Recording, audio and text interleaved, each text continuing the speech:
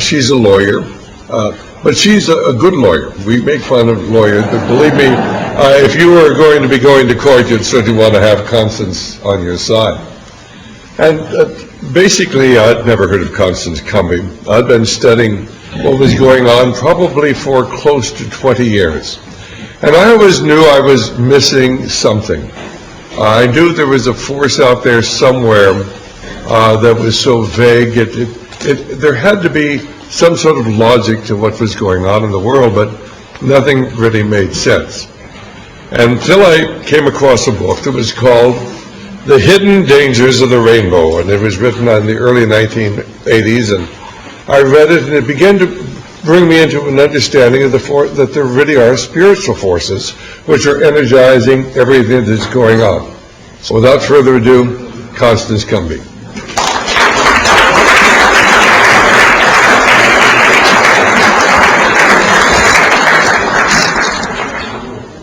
Thank you very much. That last talk is a very hard act to follow. And I started sounding alarms on that. The sustainable development component was one of the things I observed back in 1981 when I started my research, and one of the things that alarmed me enough to actually drop 7 years from my law practice and sound alarms on the New Age movement, because I looked at it and I said, my God, this is the stuff of which Nazism was made. They were talking about global population reduction, Lebensraum, living space, breathing room. So I fought 2 wars over the last 25 years. I've been in 2 big battles. And I did not initially think they were related, but increasingly I can see the battles are very much related.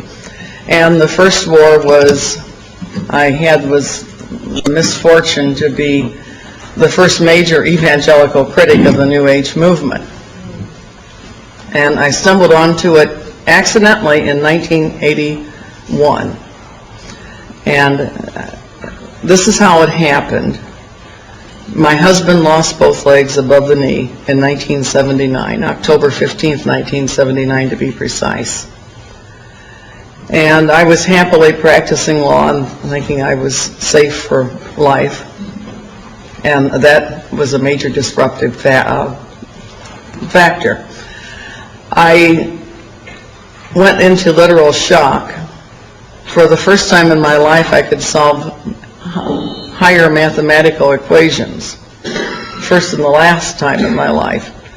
And I sat there and I was solving logarithms and working advanced mathematical calculations. And you have to understand, I went to law school because it was the only curriculum in the whole university that required no math.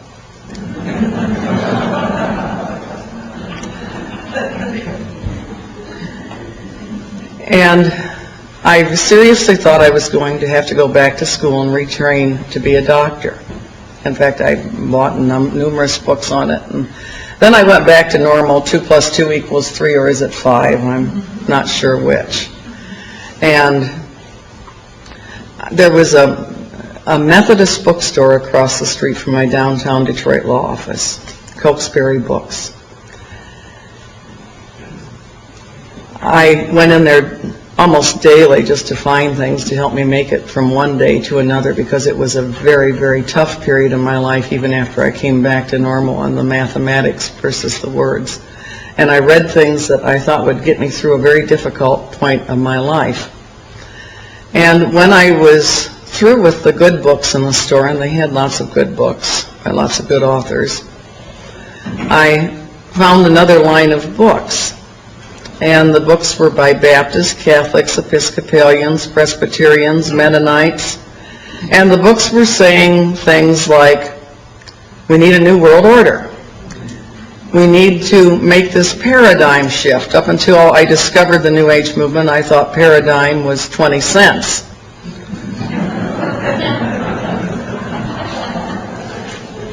We need a transformation. We need to see ourselves as part of an interconnected whole.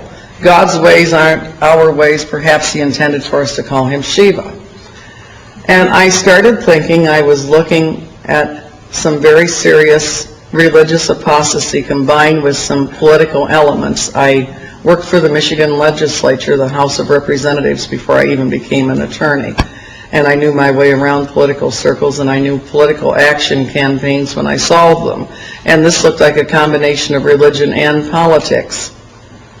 So one day I made a little trip over to the Archdiocese of Detroit to see if the same trends were continuing over there. And to my surprise, I saw many of the very same books, same authors, same propaganda line, same cover. Everything was the same, except on the side of the Catholic books was a logo that said Paulist Press. And on the side of many of the Protestant books that I found with disturbing themes was a logo that said InterVarsity Christian Fellowship. And I thought, isn't this cute? Here all the Protestants are being reached with a call for the New World Order by InterVarsity, and all the Catholics are being reached by Paulist Press. There were other publishers on both sides of the logo. I'm not singling those two out per se. And I thought all it cost them was a little change in logo on the side of the book. And I really didn't put it together. One day I bought 5 books and took them home and just slashed and underlined, yellow highlighted, and marked the common elements.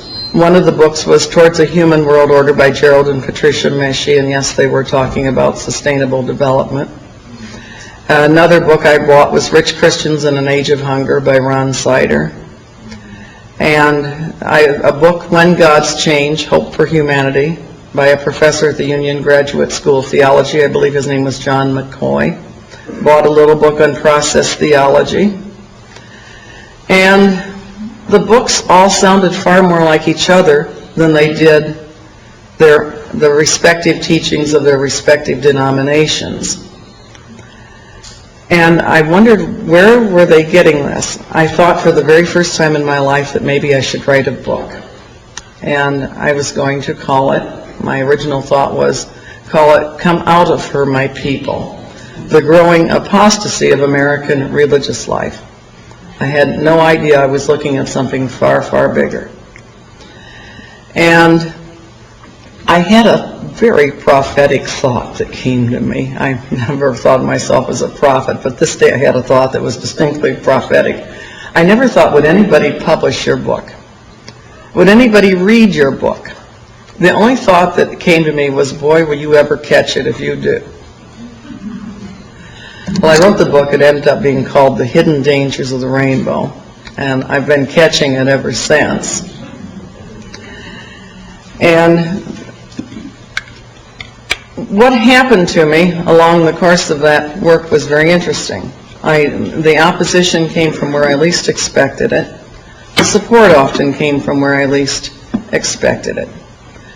When I found these facts that compelled me to write it, I remember I sat there and I thought, political suicide, professional suicide, political suicide, professional suicide.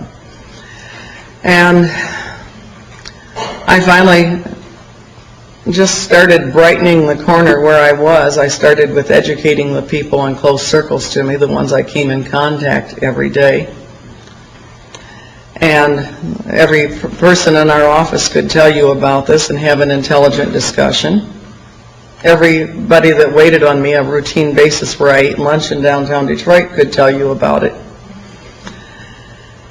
And friends that I thought would abandon me kind of closed ranks behind me and basically gave me some pretty good moral support while this was taking place.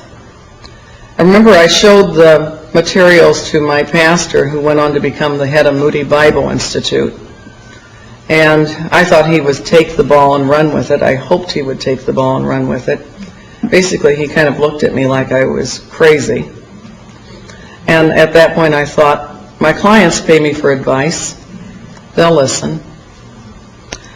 So my clients, anybody that scheduled an appointment with me, ended up getting a seminar on the New Age movement, whether they wanted it or not. And they went out and they told their respective ministers and priests and friends about it. I had a call one day from a Catholic priest in Detroit, Father Edward Perrone, and he said that a parishioner who had not darkened a church door in many years had come to see him and was terrified. He said, "What did you have that scared this man so badly?" I invited him to come take a look. Well, he came to my office on a Friday afternoon. He looked through my materials. He gasped at some of them. He said, "I can hardly believe I'm holding this in my hand." And finally, he said, "I have to accept the truth of what you're saying." He said, "I saw too much of this going through the seminary." He said, "We have a terrible job facing us, how to wake people up without scaring them to death." Because when I was looking at the materials, and I have something that on the computer I'd like to show you later when I can set up adequately for the PowerPoint. But 1983, the New Agers really thought they were going to pull things off in 1982. 1982 was a target year for them. 1975 was a target year to make teachings on our new Messiah public. But at the point I was looking at it, I didn't know I was looking at that yet. I didn't understand fully what I was looking at until I found a book by a California writer named Marilyn Ferguson called The Aquarian Conspiracy, Personal and Social Change in the 1980s. And all things I found disturbing, she found encouraging. She said, now the heretics are gaining ground, doctrine is losing its authority, and knowing is superseding belief. And she quoted from a book called The Aquarian Gospel of Jesus the Christ. And for some reason, when I read the quote, I thought it was terribly important that I find that book, and I did track it down the very next day at the Methodist bookstore, I'm sorry to say. And Dixon Bible and Books, which was owned by a member of my own church, I'm sorry to say, had copies of the book in stock as well. And it was basically written in King James style English. And this was about Jesus, obviously the jet setter. He wasn't hanging around Palestine. He was traveling to India and China. And the Aquarian masters sitting in council had told us that Jesus was not always the Christ, that just as Jesus had earned the degree Christ by a life of strenuous service and equipping himself to find the Christ consciousness, that Jesus wasn't always, just as Lincoln was not always president, Edward was not always king, neither was Jesus always the Christ. He had earned the degree Christ by these certain practices. And they had John the Baptist was also out seeking wisdom, and he also had pagan masters. And John the Baptist one day asked his pagan masters per this version, the Aquarian Gospel. He said, why do we need any further illumination? These teachings, the Vedas, the Upanishads, these are so sublime, so perfect. And his master explained to him, he said, in the past when man needed illumination and progress to advance to a further point, the masters would send somebody. Said, but now the ages have passed, and he said, in their proper place, the Hebrew Psalms and Bible, the Hebrew Psalms and Proverbs were given for man's enlightenment. Said, but now that age is past, and it is time for more revelation, and Jesus is the flesh-made messenger to bring that light to man. But in the ages yet to come, man will attain to greater lights, and greater lights will be needed and sent. And I wrote in my margin a neat trick. I said, and finally at last, a mighty master soul will arise to light the way to the throne of perfect man. I slammed that book shut. I was spastic. I knew I just looked at something about and promoting and preparing folks for the Antichrist. And I had to learn more about it. The information sources were deficient.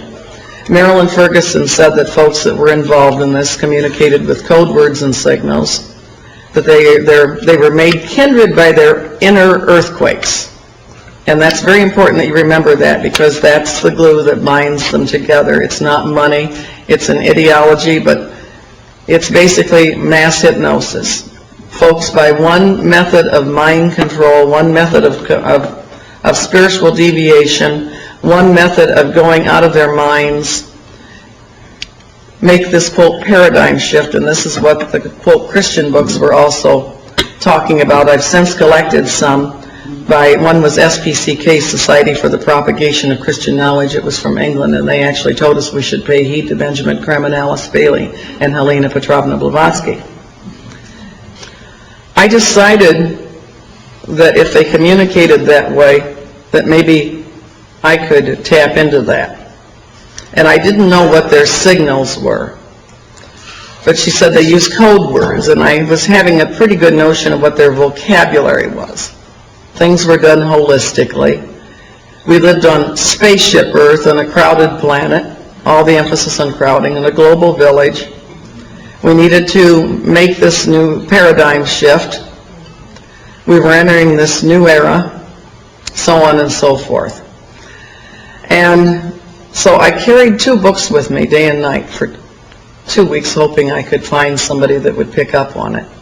And one book was The Aquarian Conspiracy by Marilyn Ferguson, and the other was The Aquarian Gospel of Jesus the Christ. Well, I ran into somebody, pleasant fellow, but he was bordered on the left, and he told me he was thinking of running for city council. I knew every politician in Detroit was knowing on a first-name basis. And I said some pleasant words to him and didn't think anything more about it. And he called me a couple of weeks later and said he definitely was going to run for city council, and he and his wife Marge would be so delighted if I would come to their house and join them for a coming out party the night before.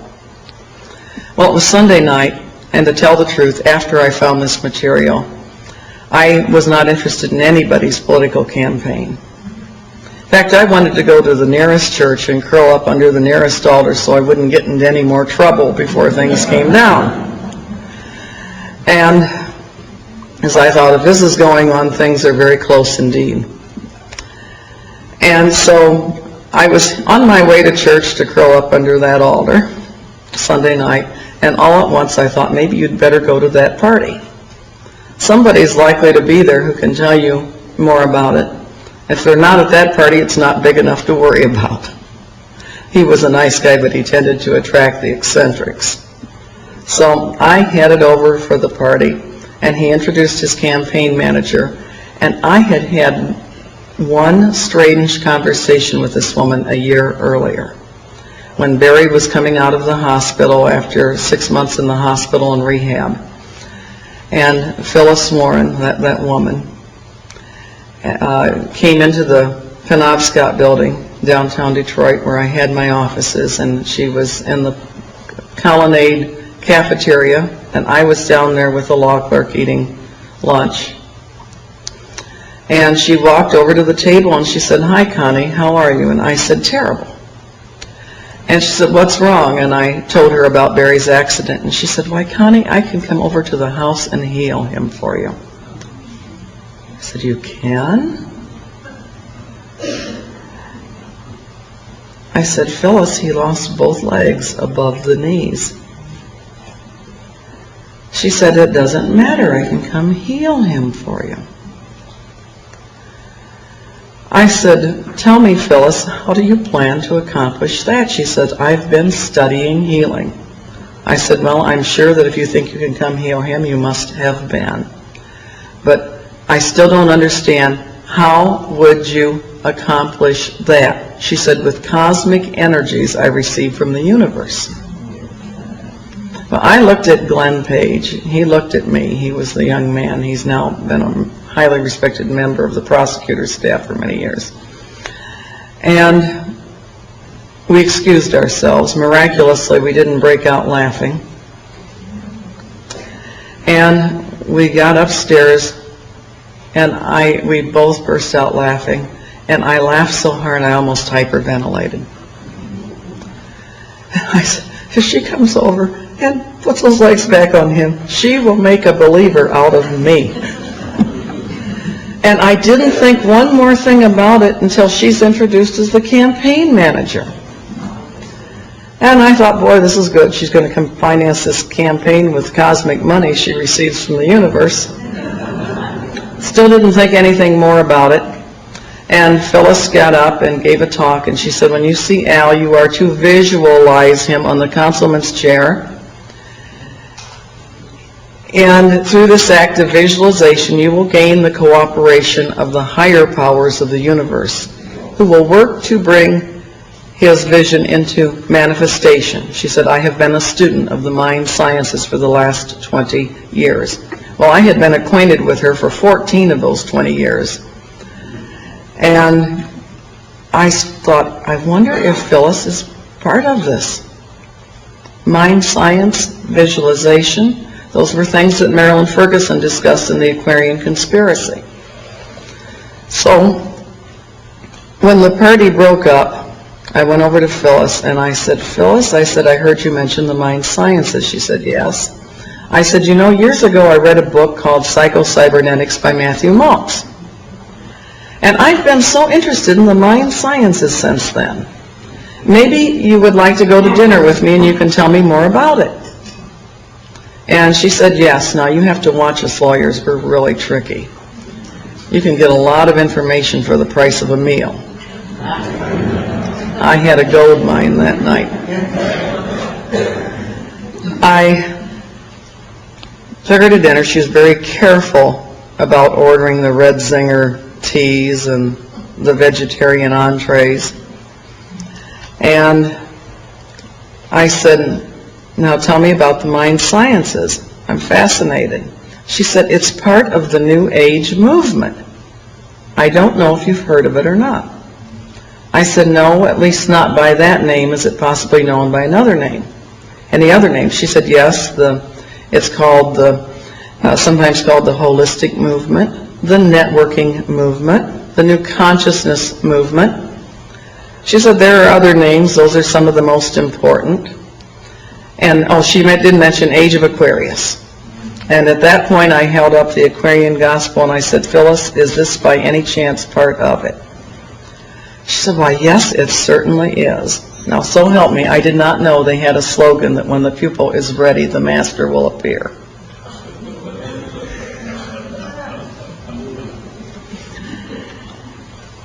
And so I said to Phyllis, I said, what do you do in this movement? She said, we communicate with code words and signals.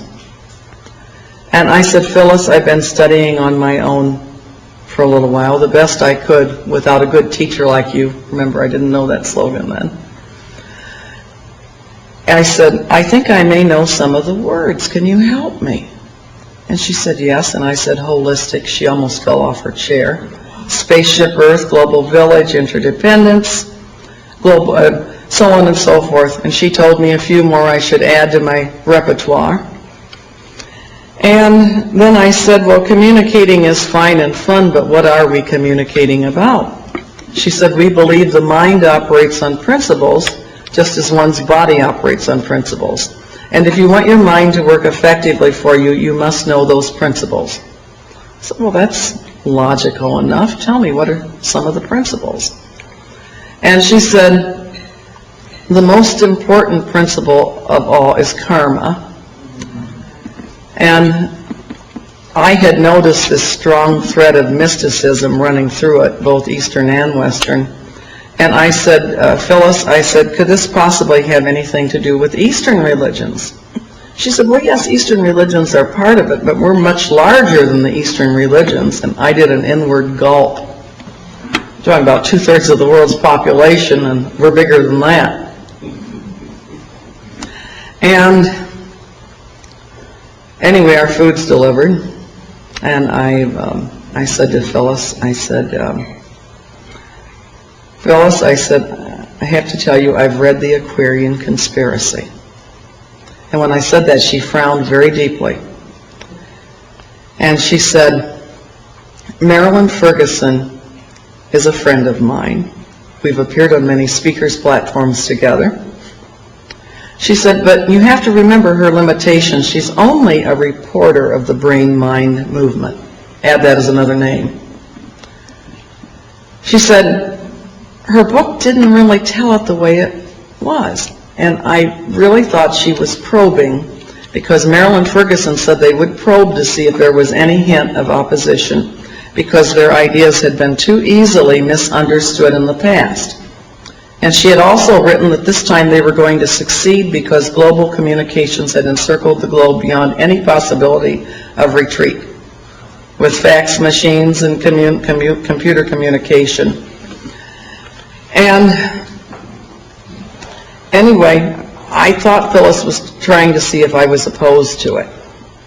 And I said to her, I said, Phyllis, I said, I read that book. It looked like a really good book to me. I said, tell me, what's wrong with it? She said, then she smiled and said, the movement is much, much larger than she reported it as being. And she was all smiles again. Marilyn Ferguson had understated the case, underreported the movement. And at that point I said to Phyllis, I said, Phyllis, I said, you're going to think I'm crazy. I said, but in my spare time since Barry's accident, I've become quite the Bible student. I am convinced beyond any reasonable doubt that this may very well be what was described in the Bible as the last day political social movement that would bring the Antichrist on the scene. And I was really expecting her to say, you're crazy. She didn't. She still thought I wanted to come on board. She said, oh yes, she said, that's very perceptive of you. She said, I've been convinced of that for many years myself. And I had a Bible at this stage in my stack of books, and I opened it up, and I showed her Daniel 11:38 passage. He shall honor in his estate the God of forces, a God whom his fathers knew not. And I turned to a page in the Aquarian Gospel and said, one may enter fully into the spirit of the God of forces.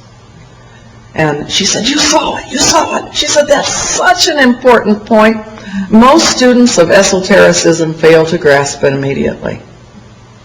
Well, if I'd wanted to, I probably could have taken over the Theosophical Society. And she said, also you must remember that in the New Age movement and at Unity, she was a biofeedback instructor at Detroit's Unity Temple. She said, we believe Jesus and the Christ are two separate entities. The Christ is an office, not a man. Well, I quoted scripture to her, who is a liar but he that denies Jesus is the Christ. Is Antichrist that denies the Father and the Son. And suddenly, she had a mystic crystal revelation. She told me too much. And she started trying frantically to take it back. And she said, you know, Connie, it's very difficult for me to talk to you because, she said, I've received a vision of light. Now, you have to understand they have this in common, this vision of light. She said, you should pray for wisdom that God would show you the hidden meaning of these Bible passages. I said, well, I said, I'm not a theologian. I said, but I am a lawyer. And we were taught rules of construction that seemed just as appropriate for Bible study as for legal construction, and that's ambiguities are construed against the maker of the document, and words are to be given their plain meaning. I said, I don't know about you, but I have enough faith in our Maker to believe that he would not deliberately give us an ambiguous document. She said, are you familiar with the history of the Bible and how it was written and how contradictory it is? I said, yes, I'm familiar with the history of the Bible and how it was written, but I disagree with you on the contradictory aspect. I said, tell me, Phyllis, have you read the Bible all the way through? She said, no, I've carefully avoided doing that because it might tend to confuse me. I said, would you read Homer? Would you criticize Homer without having read it? Would you criticize Shakespeare without having read it? I said, let me tell you something. I said, I did read it all the way through. I said, I didn't find all those contradictions that people speak of. I said, when I read it all the way through, I said, I found myself understanding and in full agreement. And anyway, she was not enjoying her food any longer. I was enjoying mine. I wasn't going to let the devil, the Antichrist, or anything else interfere with a good meal. And she started gritting her teeth and she says, just not right, it's not right. That book is simply too misleading. It shouldn't be allowed. And I looked over and I said, what's that, Phyllis? And she almost spit it out. She said, the Bible. I said, why on earth would you say a thing like that? And she spit it out again and she said, the Antichrist is not the negative thing the Bible's made him out to be. I said, Phyllis, I said, I like you very much. Don't get caught on the wrong side of this one.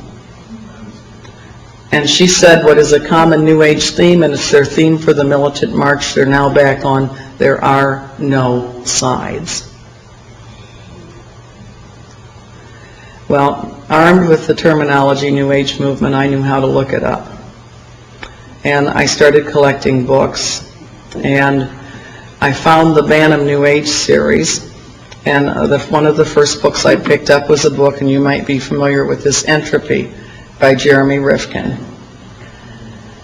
And another book was Voluntary Simplicity by Dwayne Elgin, whom the New Agers credit with being the modern theoretician of their sustainable development movement, DUANEELGIN.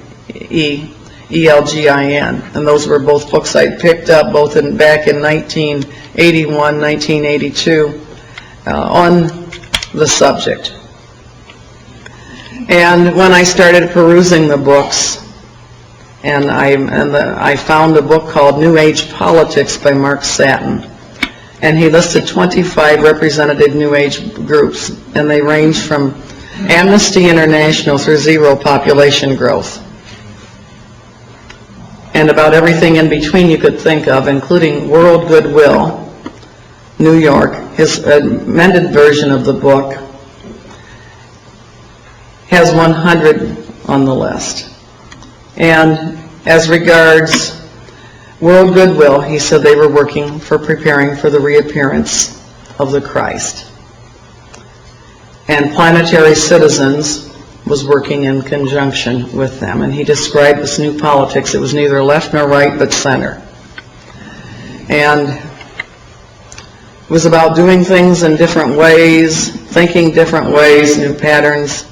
And he wrote about a very broad spectrum of groups that were consciously collaborating. And my position was if they had the nerve to say it, I had the nerve to quote them.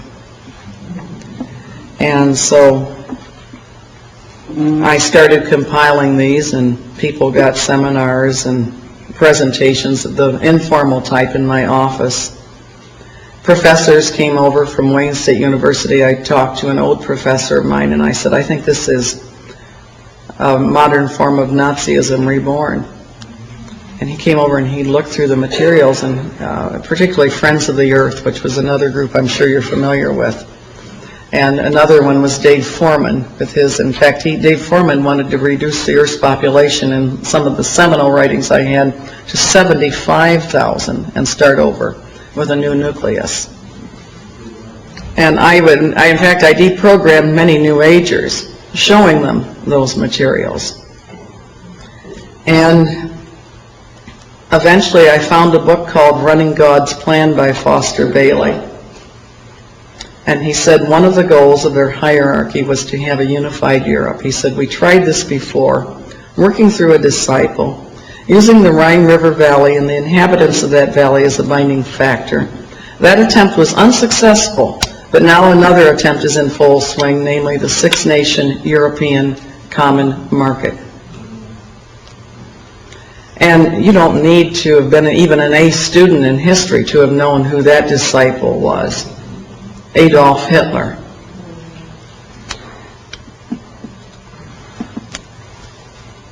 And One day I found a book. My son had pulled out a newspaper column for me and said, "Mom, this sounds like what you were talking about." It was an advertisement for a bookstore called New Age or Mayflower Books, and they said they were a sort of metaphysical clubhouse. And I went over there one night, and he said, "We're closing," and I said, "I'll pay cash, and I need some very specific things, and I'll be quick. I made a long trip to get here." And he said, "Well, all right." And I said, "Do you have anything on the New Age movement?" And he looked at me like I was crazy, and he said, "Lady, the whole store." And I said, "Do you have anything on Findhorn?" Because I'd found a book called The Magic of Findhorn. And he corrected my pronunciation. He said, "You mean Findhorn?" He said, "Our Findhorn section is right down there. Our David Spangler section is right down there too." And so I bought a selection of those books and a book by a very gossipy New Ager called Roland Gammon called Nirvana Now. And took them and analyzed them. And Reflections on the Christ by David Spangler you could carry into any Christian service, probably not attract a lot of attention, except they might think you were really pious. But inside that book, chapter called Lucifer, Christ, and God. And he said, Lucifer comes to bring us the final gift of wholeness. If we accept it, we are free, and he is free. And he said, the Luciferic initiation is a required entry point into the New Age. And I didn't leave it at that. I never take one source as my source. I eventually found the Alice Bailey books, and I was to read from another source that they had started life as Lucifer Publishing Company, which they adamantly denied for a time. But unfortunately for them, I now have 3 books in my personal library from them when they were Lucifer Publishing Company, 1922. And Alice Bailey had been a member of the Theosophical Society. And she and her husband, Foster Bailey, had in 1922, during the years that the Theosophists were promoting a man called Jiddu Krishnamurti as their new Messiah. And they started to work in New York City. And they then formed some worldwide works. And one of their strongest devotees was a man that you talked about, Maurice Strong. And I actually have a photograph, which I pulled down from the internet, of Maurice Strong at the Findhorn Foundation in Scotland, participating very devoutly in a group meditation for the reappearance of their new Christ. And I knew what a Marilyn Ferguson in the Aquarian Conspiracy had said something that I didn't think of until I got much further with my work. And she said Europe represented the ideal point from which to launch their new political spiritual entity, that it was eminently qualified. She quoted a man called Johannes Conier.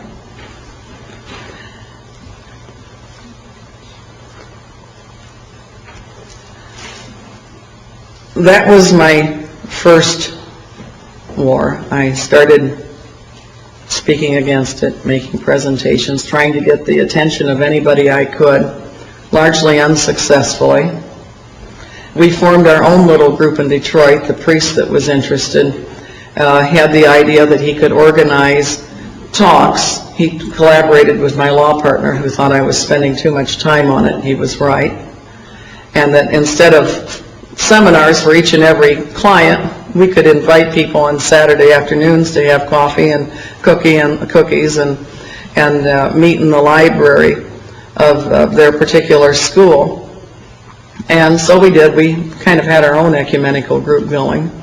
We had, you name it, we had Seventh-day Adventist, Baptist, Church of the Nazarene, Catholics, Episcopalians, everybody concerned about what I was showing them evidence-wise. And it stayed at probably about 35 people coming per average. People would come, and the same people would come back every time. And the priest of the parish walked in one day, the senior priest, and he said, I'm going to have to check this out. And he said, you talk to them for 5 hours, they sit on the edge of their seats. I talk to them for 20 minutes and they fall asleep.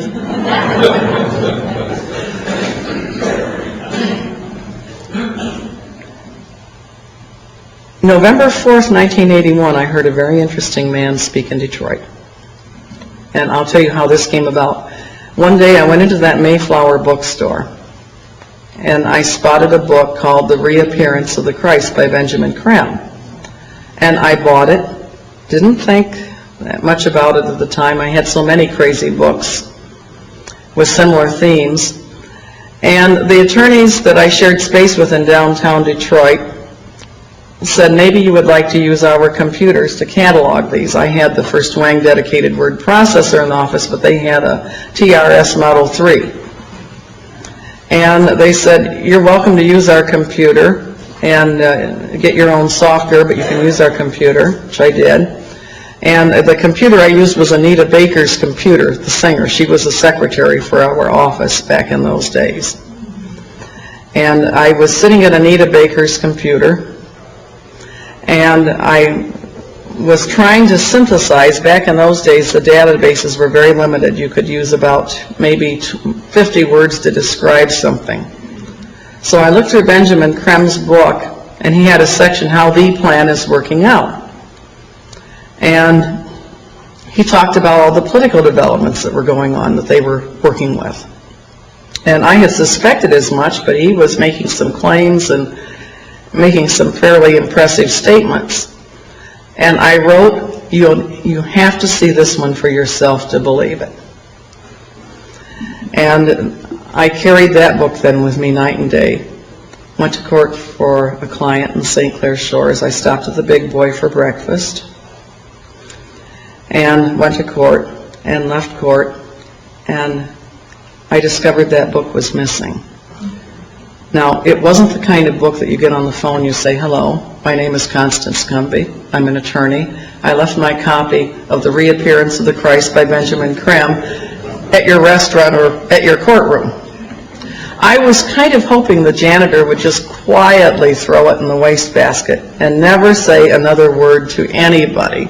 I've represented folks on the mental health docket that were locked up for a lot less than that. But I had to have that book. And so that night, I closed up shop early. I ran down to the Mayflower before closing time.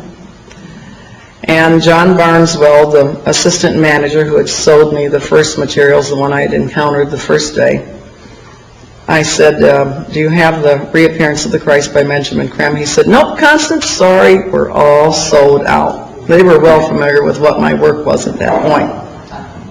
And then he handed me a flyer. He said, but here, Unity's bringing him to town. You can hear him in person.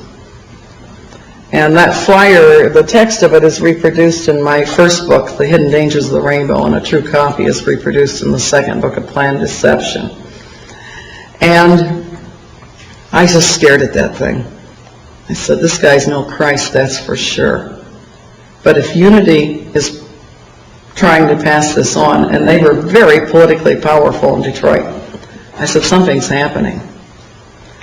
And so I made plans to attend, and I took about 8 Christian spies with me, a couple of big ones. And I didn't want to be alone with that crowd.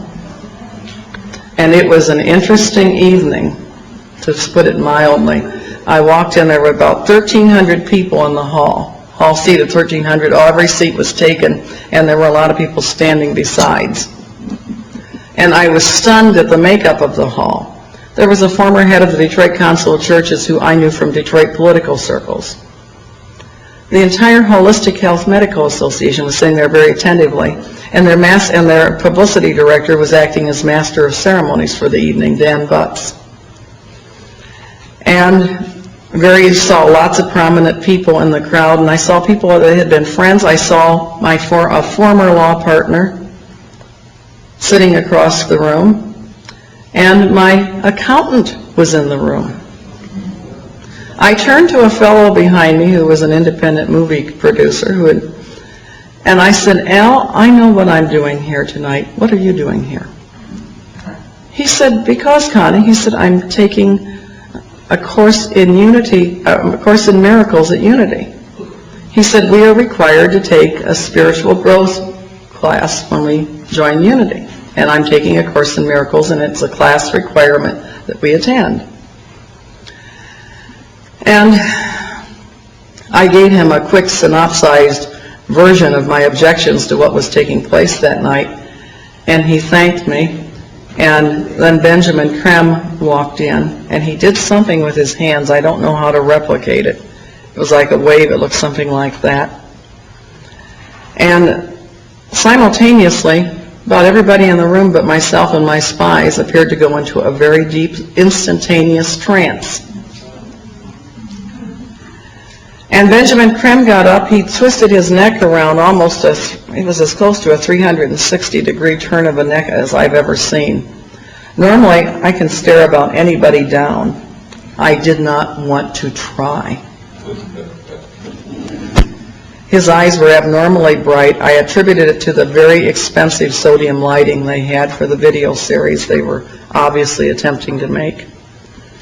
I coughed. I did everything I could to try to break the spell on people, rustled the papers on my lap. When they took the first break, there was a rather heavy-set woman sitting there. I tried to come through, and she put her knees out so I couldn't move. I said, "Excuse me." She said, "That will teach you not to rustle papers when he is speaking." I'm sure under normal circumstances she would not have dreamed of that type of social behavior.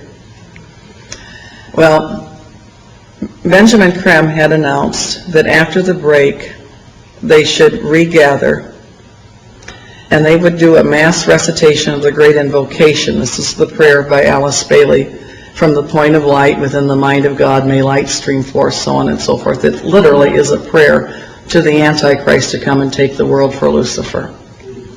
And the last line of that, quote, prayer is, "Let light and love and power restore the plan on earth, and may it seal the door where evil dwells," which I had already learned from reading the Bailey books, that meant sealing Jews, Christians, and Muslims off into their own separate place.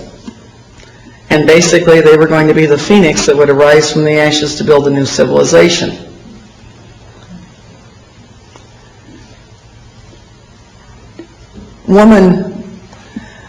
Delegates came back. The crowd was starting to thin out. It was getting close to 11 o'clock at night. He'd started at 6 p.m. at night. I guess folks had to go to work.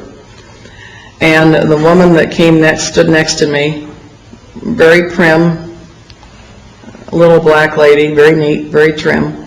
And she looked like she could have been an activist in any Black Baptist church in Detroit, head of the altar committee or something.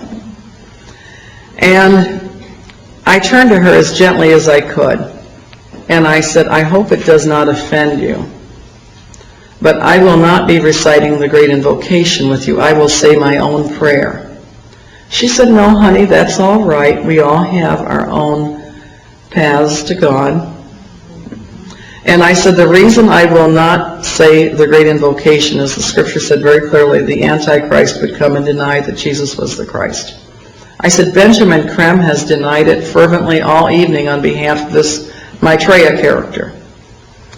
And the woman said, "There's been many Christs." I said, "There's been one. His name is Jesus." And they turned from rows around and looked at me like I was from outer space. This is the church that the same area where Marianne Williamson later went to become guru and head of a large Michigan Unity church, and many of the same people were in attendance. And this was the Palmer Park church. She took the Warren church. At any rate, Benjamin Krem came in, and he promised the group they were going to recite the Great Invocation, and then he was going to have a transmission from Maitreya the Christ as soon as that thing was over. But they would say the Great Invocation first, and his literature said he'd been overshadowed by Maitreya the Christ everywhere and delivered a message.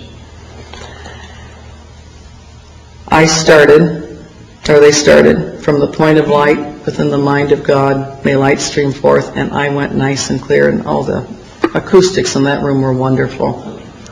"Our Father, who art in heaven, hallowed be thy name. Thy kingdom come, thy will be done." And I did that every single stanza. And they got down to the last part and said, "Let light and love and power restore the plan on earth, and may it seal the door where evil dwells." And I said nice and clear, "May Jesus Christ return to earth and end the evil present in this room tonight."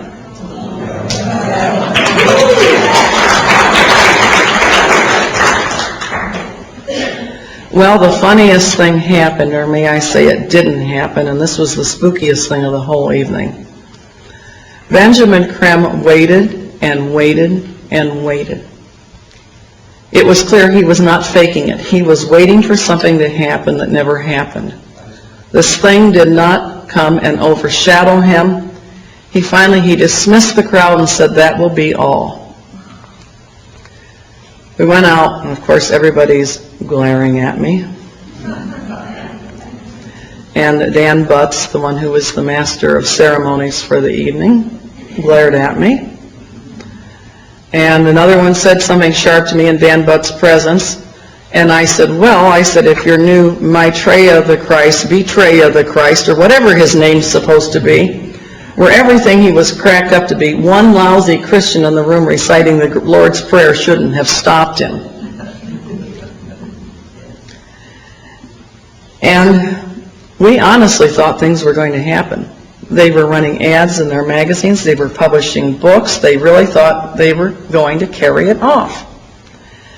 And their magazines had ads, "Expect the Christ in the spring of 1982."